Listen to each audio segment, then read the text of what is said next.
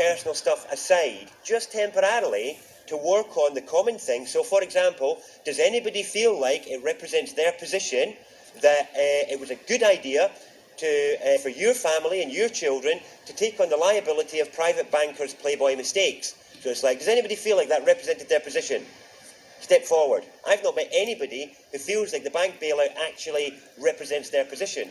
So when you're looking at possibly 3/4 of the nation, 75% of Britons feeling that way, then that's not a decision of the wings. You know, that's not even a decision of the mainstream. That's a decision of the majority. What we then have is a misrepresentation case.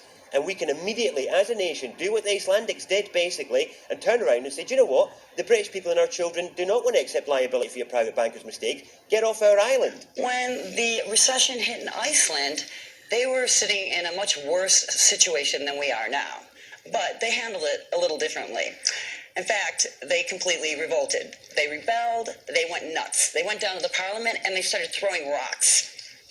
In fact, what happened next, according to a Ron Paul article, was extraordinary.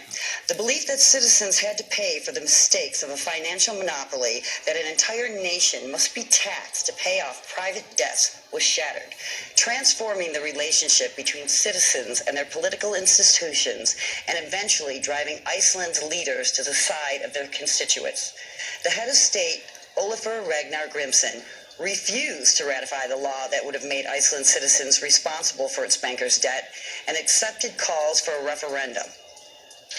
Obviously, they're not drinking the fluoride over in Iceland, because then in March 2010, they passed a referendum with a 93% vote against repayment of the debt. The people